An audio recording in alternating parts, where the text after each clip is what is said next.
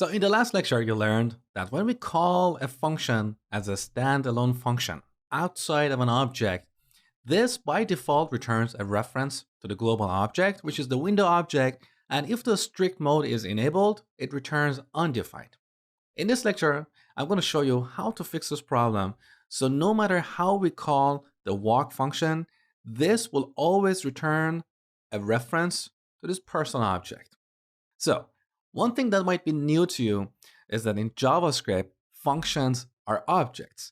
So here, person.walk is actually an object. Don't believe me? Let me show you. So dot, look, these are all the members of the walk object. So every function in JavaScript is an object with these members. We've got this method here, bind, and we can use this method to bind a function to an object.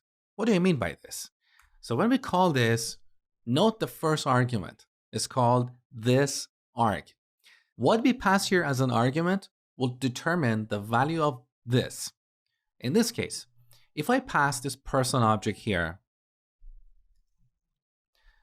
the bind method will return a new instance of this walk function and set this to point to this person object.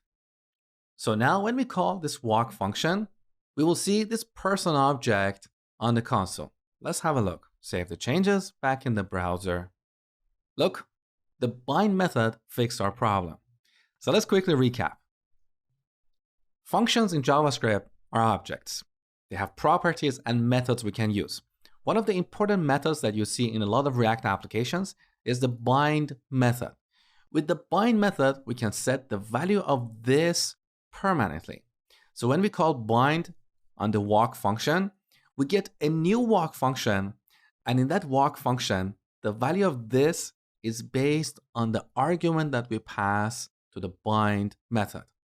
So because here we're passing the person object as an argument, we'll get a walk function that is always attached to this person object.